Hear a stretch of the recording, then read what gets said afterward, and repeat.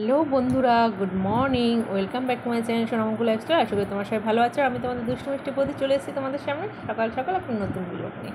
তো ব্লগটা দেখতে থাকো, আশা করি তোমাদের ভালো লাগবে। আর ভালো লাগলে কী করতে হবে?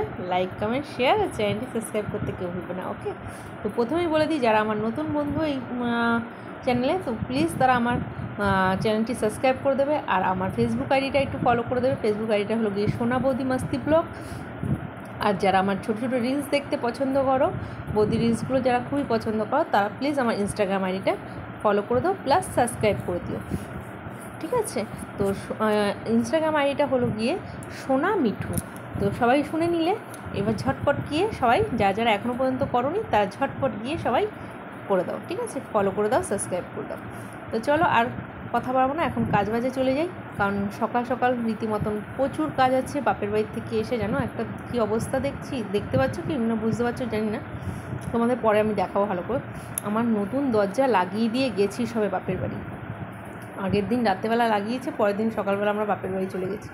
এসে দেখি দরজা কেটে ফেলেছে ইঁদুরে। তো আমি ভাবো কী অবস্থা, মানে ইঁদুরের জন্য না মনে হচ্ছে ঘর দুয়ার ছেড়ে দিয়ে চলে যেতে হবে, আইদার নাহলে সব লোহা দিয়ে আটকাতে হবে, এরকম আর কি অবস্থা হয়েছে। তো দেখো এই কাপগুলো না কিনে নিয়ে এসেছি বাপের বাড়ির ওখান থেকে। ভালো লাগছে না? বেশ ডিজাইনটা দেখি না মনে হচ্ছে কি কাট, আমার তো খুব পছন্দ হয়েছে।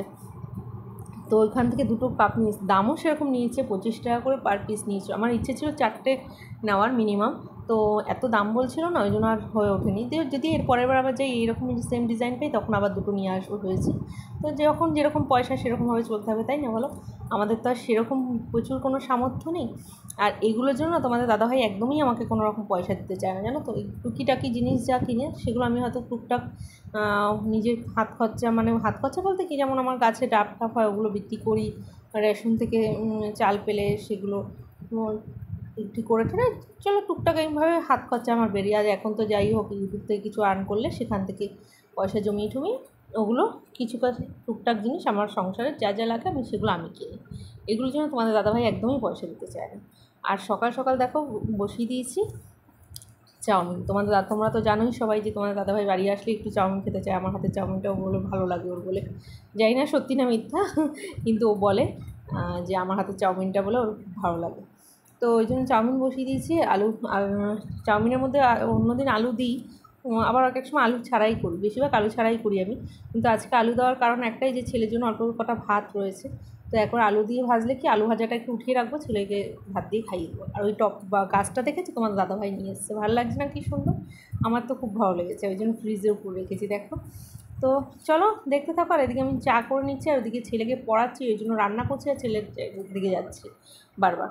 ছেলেকেও খেতে দিয়ে দিয়েছি, দুধ দিয়ে প্রোটিন দিয়ে গুলিয়ে দিয়েছি ওকে, ও বিস্কুট দিয়ে খাচ্ছে আর ওদিকে পড়ছে। আর আমি এদিকে চাউমিনটা তৈরি করে নিচ্ছি। দেখো আলু পেঁয়াজ টেয়াজ ভেজে নিচ্ছি। আর সেদিনকে একটা বড় ভুল করেছি, কী বলো তো, সকাল সকাল মানে ডিম বার করে রেখেছি ফ্রিজ থেকে যে ডিম দেবো বলে, কিন্তু ডিম দিতে ভুলে গেছি। পরে আবার জানো না, মানে চাউমিন রান্না কমপ্লিট হয়ে গেছে, তারপর দেখি ডিম পড়ে রয়েছে, আবার ডিম কড়াইতে ভেজে তার মধ্যে আবার চাউমিন দিয়ে নাড়িয়ে তারপর আবার দিয়েছি। মানে কি, এক কাজ দুবার, মানে চারিধারে যদি তুমি এক কাজে যদি মন দিয়ে না করো না, তখন দেখবে তুমি ঠিক ভুলভাল হবেই। কারণ এদিকে ছেলেকে পড়াচ্ছি, এদিকে রান্না করছি, এদিকে আবার তোমাদের দাদাভাইয়ের খাবার জন্য তাড়া দিচ্ছে বেরোবে, এই সব করতে করতে একটা মানুষ তো বলো কত দিকে সামলাবো। তো যাই হোক, কিছু করার নেই, সামলাতেই হবে। তো দেখো এদিকে রান্না কমপ্লিট হয়ে এসেছে, মানে চাউমিনটা কমপ্লিট হয়ে এসেছে। আর এর আগেও তোমাদের বলেছি যে আমি কিন্তু ঠান্ডা জলে চাউমিন ভিজিয়ে রান্না করি, তোমরা করে দেখবে, এতে দেখবে একটার গায়ে লাগে না। আমার তো এই মানে অল্প তেলেও ভালোভাবে হয়ে যাবে। আর বেশি তেল দিলে তো কোনো কথাই নেই, আমি বেশি তেলটা খাওয়া পছন্দ করি না। হ্যাঁ খাই, এমন না যে খাই না, যে অতটা দরকার ততটাই খাই, একদম কম সেই জন্য না। কিন্তু একটা চাউমিন পুরো আলাদা আলাদা থাকবে, তোমার একটু গায়ে লাগবে না। দেখতে পাচ্ছ একদম ঝরঝরে চাউমিন হয়েছে। কিন্তু সিদ্ধ করলে না গরম জলে আমি দেখেছি কেমন আঠালোর মতন আটকে যায়। তো যাই হোক, যার যেরকম ভালো লাগে, যদি এরকম কেউ করতে চাও করে খেতে পারো। আর দেখো আগের দিন পকোড়া খেয়েছিলাম, তো তার সসটা ছিল, তো ভাবলাম চলো চাউমিনটার মধ্যে সসটা দিয়ে দিই, তো দিয়ে দিলাম, একটু বেশ ভালোই লাগছিলো খেতে, টকটক ঝাল ঝাল। তো চলো, কেমন লাগলো ব্লগটা কমেন্ট করতে কেউ ভুলবে না। আর যদি ভালো লাগে থাকে তো বলাই আছে কী করতে হবে। তো চলো এখন আমরা খেয়ে নিই। আর তোমরাও সকাল সকাল খেয়ে নাও সবাই। কার কার বাড়িতে কী কী টিফিন হচ্ছে সকালবেলা আমাকে কিন্তু কমেন্ট করে বলবে। ওকে, তো চলো বাই বাই।